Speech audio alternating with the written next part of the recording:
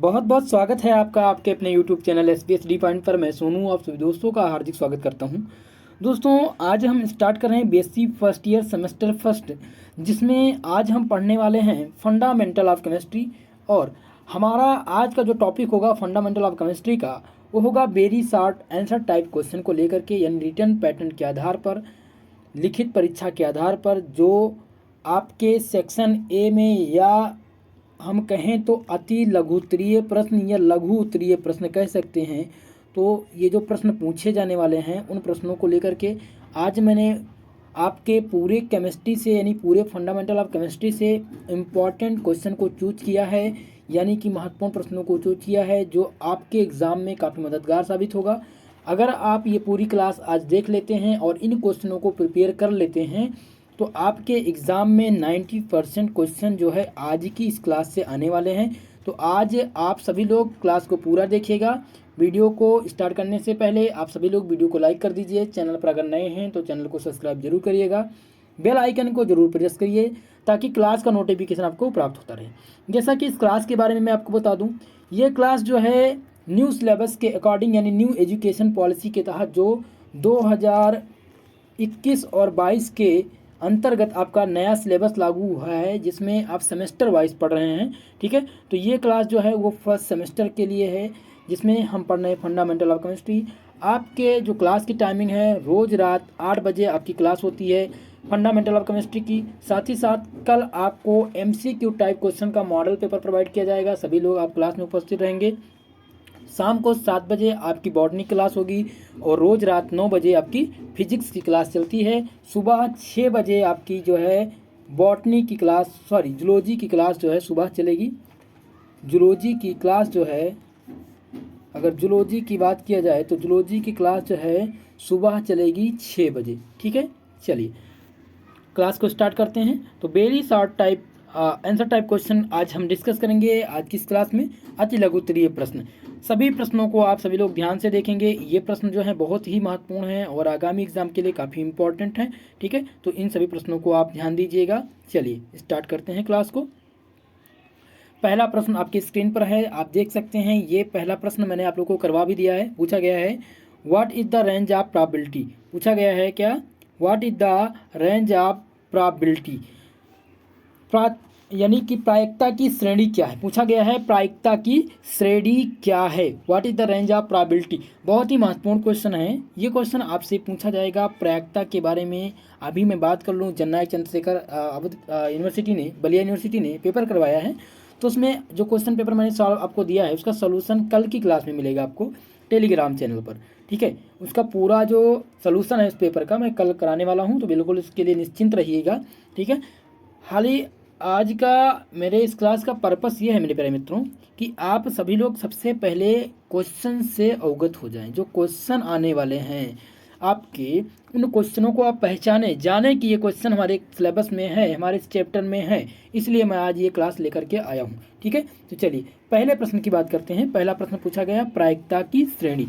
तो प्रायिकता की श्रेणी की बात किया जाए तो सभी लोग बताएंगे कि प्रायिकता क्या होती है। ये मैंने आपको सोल्यूशन दे दिया है, आपको टेलीग्राम चैनल पर भी मिलेगा। क्लास में आप थ्योरी की क्लास सभी लोग आज इस क्लास के बाद पूरा क्लास रिवीजन जरूर करेंगे। ठीक है, अगला जो प्रश्न आपसे बन सकता है वो पूछा जा सकता है व्हाट इज द प्रोबेबिलिटी, प्रायिकता क्या है। या तो ये आपके मैथमेटिकल कॉन्सेप्ट ऑफ केमिस्ट्री का क्वेश्चन है, यानी कि आपके 8वीं यूनिट का क्वेश्चन है। ये आपकी 8वीं यूनिट का क्वेश्चन है। ये दो क्वेश्चन जो है बहुत ही महत्वपूर्ण है और आपसे एग्जाम में पूछे जाने की संभावना भी बनी हुई है, तो इन प्रश्नों को जरूर तैयार करिएगा। अगला जो प्रश्न है क्वेश्चन नंबर 3 पूछा गया है write the definition of logarithm, लघु गुणक पर संक्षिप्त टिप्पणी लिखिए। या तो आपसे जो क्वेश्चन पूछा जा सकता है लघु गुणक पर आ सकता है। ठीक है, तो यानी अगर हम टोटल बात कर लें तो आपके ये 3 क्वेश्चन जो होंगे, ये जो 3 क्वेश्चन आपके हैं, ठीक है, इन 3 प्रश्नों को आप ध्यान देंगे तो ये आपके मैथमेटिकल कॉन्सेप्ट के क्वेश्चन हैं। और अगर आपके पेपर में क्वेश्चन पेपर में आपके जो प्रश्न बनता है तो आपके जो केमिस्ट्री की 8वीं यूनिट के इन्हीं 3 क्वेश्चन पूछे जाएंगे आपसे शॉर्ट आंसर में। ठीक है, अगर ये 3 प्रश्न तैयार तो ये मान लीजिए आपकी 8वीं यूनिट के क्वेश्चन तैयार हो गए। ठीक है, यही पूछे जाने वाले हैं, तो इनको तैयार जरूर करिएगा। अगले प्रश्न की बात करते हैं। 3 नंबर प्रश्न आप देखेंगे। 4 नंबर प्रश्न पूछा गया है आपसे। क्वेश्चन क्या पूछा गया, what do you understand by resonance energy. पूछा गया रिजोनेंस एनर्जी से आप क्या समझते हैं, अनुनाद ऊर्जा से आप क्या समझते हैं। मेरे प्यारे मित्रों, अनुनाद ऊर्जा क्या है, इस पर मैंने आप सभी लोगों को बताया था। अनुनाद ऊर्जा क्या है, अनुनाद क्या होता है, आप प्लेलिस्ट में थ्योरी की क्लास देखेंगे, पहला ही क्लास हुआ है तो आप वहाँ देख सकते हैं। साथ ही साथ आपको सॉल्व पेपर मिल जाएगा हमारे चैनल पर, सॉल्व पेपर में भी दिया गया है। ठीक है, तो ये प्रश्न महत्वपूर्ण है, केवल मैं बताते चलता हूँ, आप इनको तैयार करिएगा। अगर आज के इस क्वेश्चन को तैयार कर लेंगे, आपको शॉर्ट आंसर टाइप का क्वेश्चन का झंझट ही खत्म हो जाएगा, आज ही सारे क्लियर हो जाएंगे। अगर इतना प्रश्न जितना मैं बताते चलता हूँ, अगर ये तैयार है क्वेश्चन में, आपके क्वेश्चन पेपर में इससे बाहर एक भी प्रश्न नहीं आने वाला है, ये मेरी गारंटी है। ठीक है, चलिए अगले प्रश्न की बात करते हैं। पूछा गया है आपसे, what do you understand by RAM and ROM. यानी कि पूछा गया है आपसे, क्या पूछा गया है, रैम और रोम से आप क्या समझते हैं। रैम क्या है, रोम क्या है, इससे आप क्या समझते हैं आपको बताना है। ठीक है, रैम को क्या कहते हैं और रोम को क्या कहते हैं। ये कंप्यूटर का क्वेश्चन है। कंप्यूटर से शॉर्ट आंसर टाइप क्वेश्चन में लगभग 3 प्रश्न आपसे पूछे जाएंगे, क्योंकि कंप्यूटर जो थोड़ा सा बेसिक हो जाता है। आपका पेपर जो आ रहा है बहुत हार्ड नहीं आ रहा था, बहुत ही सरल पेपर दिया जा रहा है। अगला प्रश्न आपके सामने 6 नंबर, बहुत महत्वपूर्ण है, इसको तैयार करिएगा। ये very very most important question है। पूछा गया, what do you mean by S block element. S block के तत्व किसे कहते हैं, सभी लोग तैयार कर लीजिएगा एस ब्लॉक के तत्व मेरे प्यारे दोस्तों। ठीक है, चलिए अगले प्रश्न की बात करते हैं। 7 नंबर प्रश्न देखने को मिलेगा। पूछा गया है, what is internet application. Computer की क्लास अभी हाल ही में हुई है, आपके महासंग्राम क्लास जिस दिन चलाई गई है, पूरे आपके कंप्यूटर के पूरे यूनिट 7 के इंपॉर्टेंट क्वेश्चन मैंने करा दिए हैं, तो आप देखिएगा। अगला जो प्रश्न है, व्हाट इज लिनक्स। पूछा गया लिनक्स क्या है, लिनक्स क्या है। ठीक है, तो इसमें लिनक्स से क्वेश्चन पूछा गया है, लिनक्स क्या होता है। तो लिनक्स के बारे में मैंने पहले बता दिया। लिनक्स क्या है, एक प्रकार का ऑपरेटिंग सिस्टम है। ठीक है, चलिए अगला बात करेंगे। 9 नंबर प्रश्न आपके सम्मुख दिया गया है। 9 नंबर का प्रश्न पूछा गया है, what do you understand by CPU। CPU से आप क्या समझते हैं। ये जननायक चंद्रशेखर आज़ाद यूनिवर्सिटी बलिया ने जो है इस प्रश्न को दिया था अपने प्रश्न पत्र में, इसलिए ये प्रश्न जो है महत्वपूर्ण हो जाता है, आपके एग्जाम में भी आने की संभावनाएं हैं, आप लोग तैयार करिएगा। अगला प्रश्न है जो 10 नंबर प्रश्न है, आपसे पूछा जा सकता है, आपके शॉर्ट आंसर में पूछा जा सकता है, डिफाइंड द इनोमर। इनोमर को परिभाषित कीजिए। इनोमर क्या है, ये आपके सबसे पहले तो आप सभी लोग बताएं कि ये आपके फंडामेंटल ऑफ केमिस्ट्री के किस टॉपिक का क्वेश्चन है। कितने लोग जानते हैं ये टॉपिक, कितने लोग बुक में देखे हैं इस टॉपिक को, जल्दी से बताएंगे। चलिए, तो ये आपकी स्टीरियो केमिस्ट्री का टॉपिक है। ठीक है, इसलिए इसको तैयार करिएगा। स्टीरियो केमिस्ट्री एक बहुत ही महत्वपूर्ण क्वेश्चन है और उसको आप तैयार करिएगा। पहले मैं क्वेश्चन बता देता हूँ, क्वेश्चन के बाद मैं आपको बताऊँगा कि किस चैप्टर से कितने % क्वेश्चन आपके एग्जाम में बनने वाले हैं। ठीक है, किससे ज़्यादा तैयार किया जाए और किस पे ज़्यादा फोकस किया जाए, किस पे थोड़ा सा कम फोकस किया जाए। चलिए अगला जो प्रश्न देखेंगे, पूछा गया, right A short note on electron affinity. Electron बंधुता पर संक्षिप्त टिप्पणी लिखिए। ये मैंने मॉडल पेपर में दिया था आप लोग को, और ये प्रश्न अभी हाल ही मॉडल पेपर में आपको देखने मिलेगा। जननायक चंद्रशेखर यूनिवर्सिटी ने अपना जो एग्जाम कराया है उसमें भी ये क्वेश्चन मिलेगा आपको। ये प्रश्न जो है very very most important question है, बहुत ही महत्वपूर्ण प्रश्न है मेरे प्यारे दोस्तों, इसको आप तैयार करिएगा। बहुत ही महत्वपूर्ण है, very very most important question है। ठीक है, अगले प्रश्न की बात करते हैं। अगला जो प्रश्न है आपका 12 नंबर प्रश्न पूछा गया है, explain the centre of symmetry. सममिता केंद्र की व्याख्या कीजिए। सममिता केंद्र की व्याख्या कीजिए, ये भी आपसे क्वेश्चन पूछा जा सकता है, स्टीरियो केमिस्ट्री का ये चैप्टर। अगला जो क्वेश्चन आपके सम्मुख दिया गया है 13 नंबर आपसे पूछा गया है, वो प्रश्न पूछा गया है, right A short note on binary system. Binary number system क्या होता है, बाइनरी सिस्टम क्या होता है आपको बताना है। बाइनरी नंबर कैसे निकालते हैं, इसकी क्लास जो है आप लोग को जल्द ही मैं प्रोवाइड कर दूंगा। ठीक है, ताकि आप लोग से अगर बाइनरी नंबर पूछा जाए तो आप बता सकते हैं। बाइनरी नंबर में कितने अंक होते हैं, केवल 2 अंक होते हैं। कौन कौन से, 0 और 1। इन्हीं से सभी बाइनरी नंबर, सभी बाइनरी कोड जो है बनते हैं। तो बाइनरी नंबर सिस्टम में अगर पूछ लिया जाए आपसे कितने नंबर होते हैं, तो क्या बताएंगे आप, 2 नंबर होते हैं, 0 और 1। ठीक है, चलिए अगला जो प्रश्न है आपसे पूछा गया, what do you mean by shielding effect. मेरे प्यारे दोस्तों, शील्डिंग इफेक्ट बहुत ही इंपॉर्टेंट टॉपिक है, और ये जो है आपसे इस बार पूछे जाने की भी संभावना है। अगर इस प्रश्न को तैयार कर लेते हैं तो आपके पास शंका भी नहीं रहेगी और आपके एग्जाम में अगर आएगा तो आप आंसर राइटिंग भी कर पाएंगे। 15 नंबर क्वेश्चन है H2O is a liquid but H2S gas. देखिए इसमें पूछा गया है कि पानी जो है एक जो है लिक्विड है, लेकिन H2S जो है वो गैस है, इसका क्या कारण है। यानी कि इसका कारण आपको बताना है। तो आपको इसका सलूशन मैंने पहले करा दिया है, लेकिन इसका मैं सलूशन आप लोग को दूंगा, परेशान बिल्कुल मत होइएगा। 16 नंबर प्रश्न ध्यान देंगे, पूछा गया है H2O molecule has high dipole moment. पानी के पास अधिक द्विध्रुव आघूर्ण होता है, इसका क्या कारण है। पानी के पास अधिक द्विध्रुव आघूर्ण होता है, इसका क्या कारण है। तो इसका कारण आप सभी लोग बताएंगे, इसका कारण क्या होता है। चलिए, तो इसका कारण आप सभी लोग इस क्वेश्चन का 16 नंबर प्रश्न का आंसर आप सभी लोग करके हमारे व्हाट्सएप ग्रुप पर सेंड करेंगे, व्हाट्सएप पर सेंड करेंगे। सभी का मैं आंसर देखूंगा, जितने लोग भी जुड़े हैं। और एक चीज़ और देखिए, आज जो डेट है, आज आप फरवरी का लास्ट है, यानी कि फरवरी लास्ट 28 है आज, ठीक है। इसके बाद में मार्च स्टार्ट हो रहा है आपकी कल से, और कल जो है महापर्व है, महाशिवरात्रि है। तो सभी लोग जो भी आज जितने भी स्टूडेंट हमारे इस चैनल को देख रहे हैं, हमारे इसमें लाइव हैं, उन सभी से मेरा एक निवेदन है, एक रिक्वेस्ट है, और आप सब लोग को मैं एक चीज़ बताना भी चाहता हूँ। जितना भी आज आप वर्क कर रहे हैं, अपनी पढ़ाई नहीं सही कर रहे हैं, अपना जो है ध्यान केंद्रित नहीं कर पा रहे हैं, तो आज ही मान लीजिए आज 28 फरवरी है और आज आपका लास्ट है।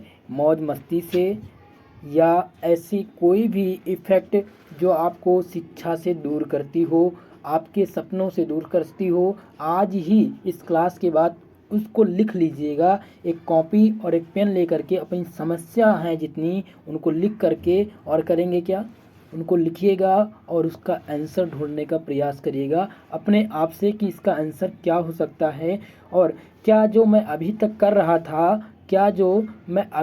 रहा था, अगर मैं ऐसे करता रहा तो उसका परिणाम क्या हो सकता है, क्या मेरी परीक्षा में मुझे अच्छा मार्क्स मिल सकता है या नहीं।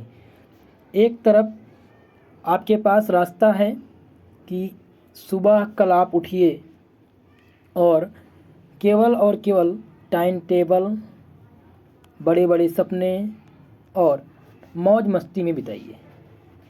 दूसरा रास्ता है कि आप सुबह उठें और आप उस लिए अभी से परिश्रम करना स्टार्ट कर दें, उस सपने के लिए जी जान लगा दें जो आपने देखा है, जिसको आपको साकार करना है। आपके पास दो रास्ता है, या तो आप बड़े बड़े सपने दीजिए, सुबह उठिए, बड़े बड़े सपने देखिए, पूरा दिन बिता दिए, या आपके पास दूसरा ऑप्शन ये भी है कि आप जो सपना देखे हैं कि मुझे जो है बीएससी फर्स्ट ईयर में इस बार जो है 85% मार्क्स लाना है, हर हालत में लाना है, तो उसके लिए या तो आप इस 85% मार्क्स के लिए सुबह उठिए, या तो फिर आप बड़े बड़े सपने देखिए कि मुझे लाना है तो लाना है, ठीक है। तो बहाने बनाना आज से आप लोग आज ही बंद कर दीजिएगा, ठीक है। और कल महाशिवरात्रि है, भगवान भोलेनाथ का नाम लेकर के कल से स्टार्ट करिएगा अपनी पढ़ाई, और ढंग से जितना भी हो सके, जितना भी मेहनत हो सके, केवल इस 15 दिन में अपनी जी जान लगा दीजिए।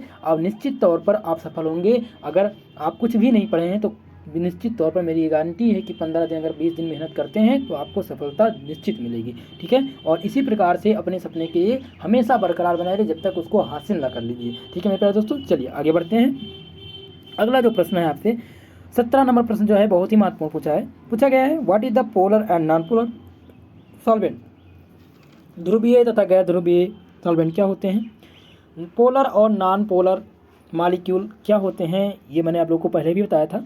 अगर हम बात कर लें पोलर मॉलिक्यूल की, ठीक है, तो पोलर मॉलिक्यूल कैसे फाइंड करते हैं। जैसे हम बात कर लें CO2 की, तो जिसमें पोल बन जाए वो पोलर है, और जिसमें पोल ना बने वो नॉन पोलर है, ठीक है। और साथ ही साथ एक एग्जाम्पल है पोलर और नॉन पोलर के लिए, जैसे कि मैं बात कर लूँ हाइड्रोजन फ्लोराइड और हाइड्रोजन क्लोराइड, और एक ले लेता हूँ हाइड्रोजन और हाइड्रोजन का। तो यहाँ पर देखिए, आप देखेंगे, आप क्या देख रहे हैं यहाँ पर देख रहे हैं कि फ्लोरीन के पास इलेक्ट्रोनेगेटिविटी क्या है, अधिक है, और हाइड्रोजन के पास क्या है, इसके पास क्या आएगा, चार्ज, सॉरी, चलिए मैं आपको फिर से बताने का प्रयास करता हूँ, थोड़ा सा डिसबैलेंस हुआ था। चलिए यहाँ पर आप ध्यान से देखेंगे, हमने एक एग्जाम्पल लिया है HF और एक एग्जाम्पल लिया है H और H, ठीक है। अब आपको इसमें देखना है इलेक्ट्रोनेगेटिविटी का डिफरेंस और फाइंड करना पोलर और नॉन पोलर। तो सबसे पहले पोलर और नॉन पोलर देखने के लिए आप ये देखेंगे क्या इसमें पोल बन रहा है। अगर इसमें पोल बन रहा है तो ये पोलर, अगर नहीं बन रहा है तो ये नॉन पोलर। तो यहाँ पर देखेंगे HF में देखेंगे कि इसके पास कौन सा साइन है, इसके पास डेल प्लस और इसके पास डेल नेगेटिव। इसके पास अगर देखेंगे तो डेल प्लस, यहाँ पर डेल प्लस, तो इसमें तो कोई पोल बन नहीं रहा है, तो यानी कि ये क्या है, ये नॉन पोलर है। और इसमें क्या है, पोलर बन रहा है, देखिए इसके पास पॉजिटिव और इसके पास नेगेटिव, इसके पास क्या है, मोर इलेक्ट्रोनेगेटिव तत्व है फ्लोरीन, तो इसीलिए ये पोलर है, ठीक है। तो पोलर और नॉन पोलर इस प्रकार से आप फाइंड कर सकते हैं, इसकी क्लास मैंने पहले भी बता दी है। अगला प्रश्न है, आप देखिए 18 नंबर प्रश्न जो है आपसे पूछा भी जा सकता है आपके एग्जाम में। HF is high boiling point then HCl। HF क्या है, HF को कहते हैं हाइड्रोजन फ्लोराइड। क्या कहते हैं, हाइड्रोजन फ्लोराइड, हाइड्रोजन फ्लोराइड, ठीक है। इतनी बात समझ में आ गई। तो पूछा गया है कि हाइड्रोजन फ्लोराइड के पास अधिक बॉइलिंग पॉइंट होता है किसकी अपेक्षा, हाइड्रोक्लोरिक अम्ल की अपेक्षा। इसका कारण क्या है, इसका कारण आपको बताना है, ठीक है। चलिए अगले प्रश्न की बात करते हैं। अगला जो प्रश्न पूछा गया है, define the orbital. Define orbital, orbital क्या है। चलिए आप सबसे एक क्वेश्चन है कि आपको अगर हम क्वेश्चन पूछ ले, यही क्वेश्चन अगर एग्जामिनर आपसे घुमा करके पूछ ले और पूछ ले, ये बताइए कि ऑर्बिट और ऑर्बिटल में अंतर क्या होता है। ऑर्बिट और ऑर्बिटल में अंतर क्या होता है, ऑर्बिट क्या है और ऑर्बिटल क्या है, कितने लोग जानते हैं। जितने लोग जानते हैं वो आज सबसे पहले तो आप लोग यही सर्च करेंगे आखिर में ऑर्बिट क्या होता है और ऑर्बिटल क्या होता है। ऑर्बिटल मतलब क्या होता है, कक्षक, और ऑर्बिट मतलब क्या होता है, इसे कहते हैं ऑर्बिट। ये जो शेप है ना, इसको कहते हैं ऑर्बिट। जब इसके चारों ओर जो चक्कर लगाता है इलेक्ट्रॉन, उसको हम कहते हैं ऑर्बिट। और ऑर्बिटल जो है, ऑर्बिटल किसे कहते हैं, ऑर्बिटल वह स्थान है जहां इलेक्ट्रॉन पाए जाने की संभावना होती है, इसे हम ऑर्बिटल कहते हैं, इसे हम कक्षक कहते हैं आपबाऊ प्रिंसिपल में, ठीक है। चलिए अगला प्रश्न है जो बहुत ही महत्वपूर्ण है, state and explain the aufbau principle. Aufbau principle क्या है। मेरे प्यारे दोस्तों, आपबाऊ प्रिंसिपल के आधार पर हम इलेक्ट्रॉनिक विन्यास किसी भी मॉलिक्यूल या किसी भी एटम का हम करते हैं।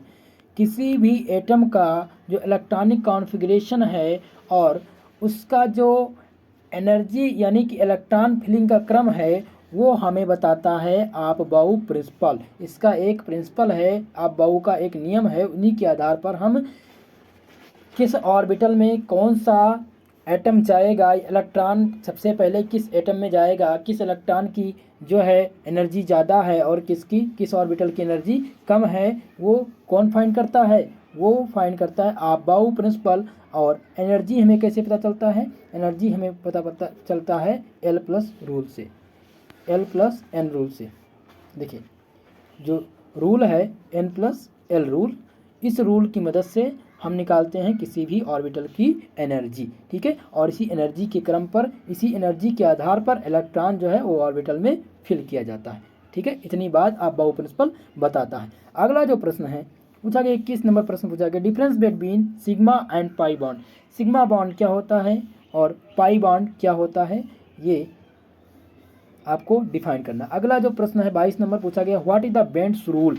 बेंड का नियम क्या है, बेंड का नियम क्या है, आपको बताना है। इस प्रश्न को मैंने सॉल्व करा दिया है, बहुत ही महत्वपूर्ण प्रश्न है। 23 नंबर प्रश्न आप देखेंगे, पूछा गया calculate the bond order in the O2, O2-, O2, 2- और O2+। आपसे पूछा जा सकता है इसी प्रकार से क्वेश्चन पूछा जा सकता है calculate the bond order. Bond order निकालने के लिए मैंने पहले भी बता दिया है, और मैं MCQ का मॉडल पेपर देने के बाद सभी लोग के लिए एक विस्तृत क्लास लाने वाला हूं, जो जिनमें MCQ क्वेश्चन आना है उनके लिए भी इम्पॉर्टेंट है, और जिनमें लिखित आना है उनके लिए भी इम्पॉर्टेंट होगा क्लास। यानी कि कल के बाद की क्लास जो होगी आप लोग के काफ़ी इंपॉर्टेंट होगी, क्योंकि उसके बाद मैं आपको बताने वाला हूँ कि बॉन्ड ऑर्डर कैसे निकालेंगे। जो मैं आपको बताने वाला हूँ सभी लोग ध्यान से नोट कर लेंगे। पहला तो ये कि बॉन्ड ऑर्डर किस प्रकार से निकाला जाता है। दूसरा डाइपोल मोमेंट,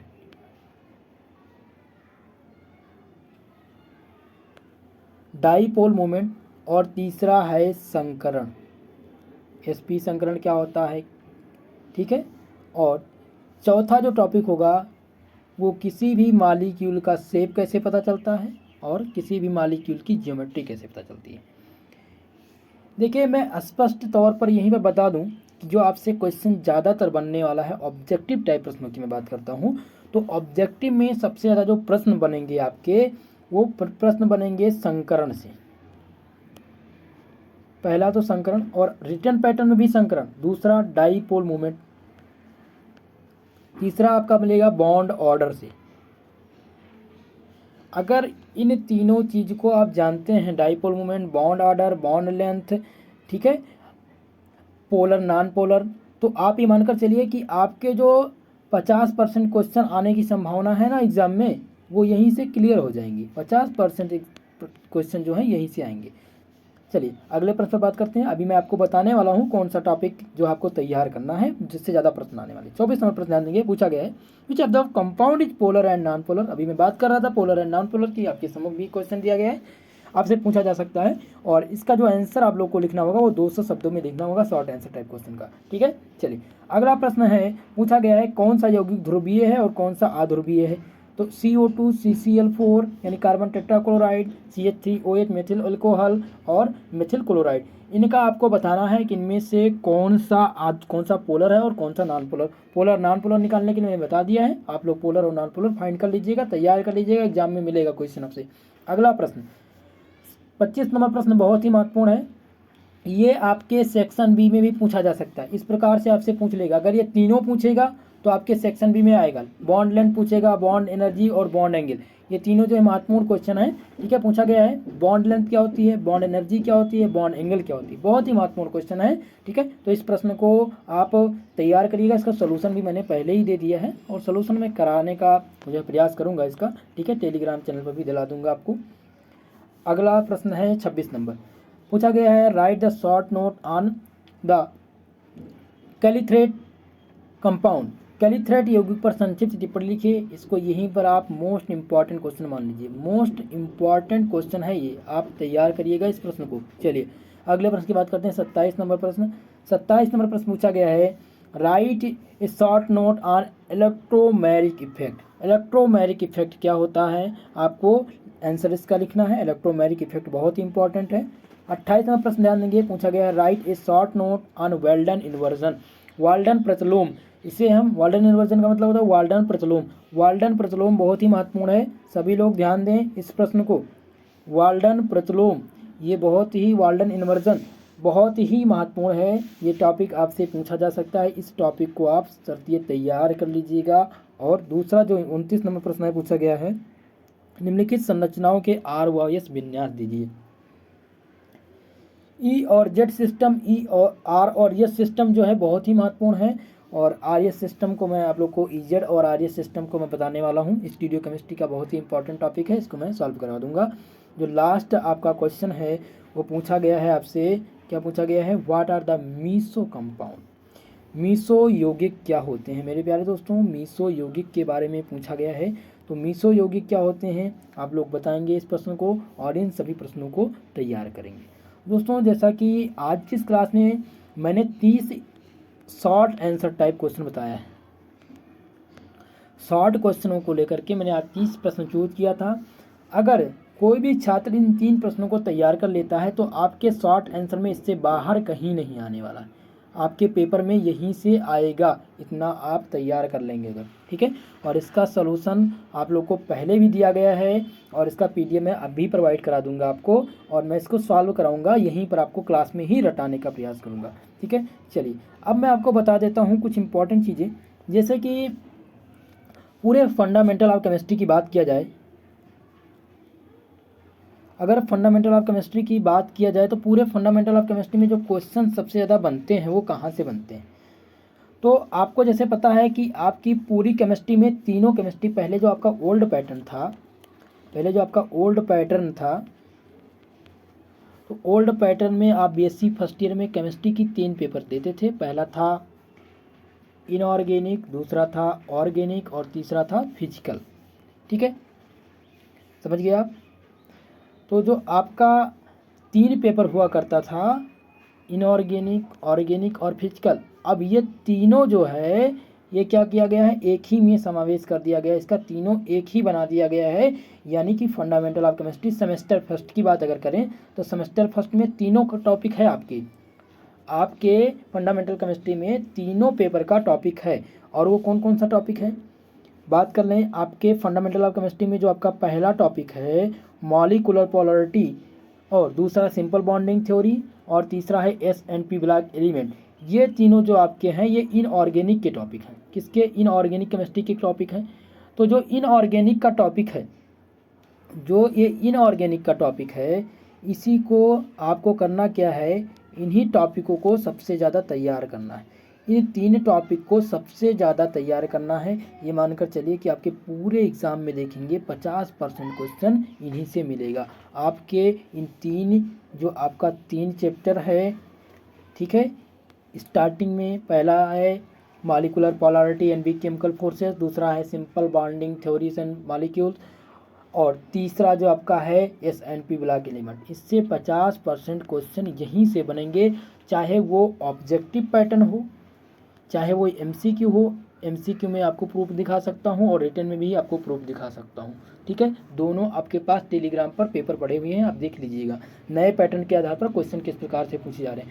जो लोग भी नहीं देखे हैं उन क्लास को पूरी क्लास रिवीजन कर लीजिए, आपको समझ में आ जाएगा प्रश्न पत्र कैसे बनना है, ठीक है। उसमें आपको बताया गया है, उसमें आप देखेंगे तो सबसे ज़्यादा संकरण निकालने के लिए पूछा गया है, डाइपोल मोमेंट दिखाने के लिए पूछा गया है। तो अगर ऑब्जेक्टिव की बात किया जाए तो इस प्रकार से पूछे जाएंगे, और रिटर्न में भी इसी प्रकार से पूछे जाएंगे। और देखिए 50% क्वेश्चन आपके इनऑर्गेनिक से हो गए, ऑर्गेनिक से आपके 20% क्वेश्चन आने हैं, ऑर्गेनिक से आपके 20% क्वेश्चन आने हैं, यानी सॉरी 30% क्वेश्चन आने हैं। ऑर्गेनिक से आपके 30% और 20% क्वेश्चन जो है आपके फिजिकल से आएगा। तो फिजिकल में जो मैथ आपका लास्ट यूनिट है, मैथमेटिकल कॉन्सेप्ट, ठीक है। मैथमेटिकल कॉन्सेप्ट की बात किया जाए तो उससे केवल और केवल 2 प्रश्न बनेंगे, जो मैंने पहले ही आप लोग को बता दिया।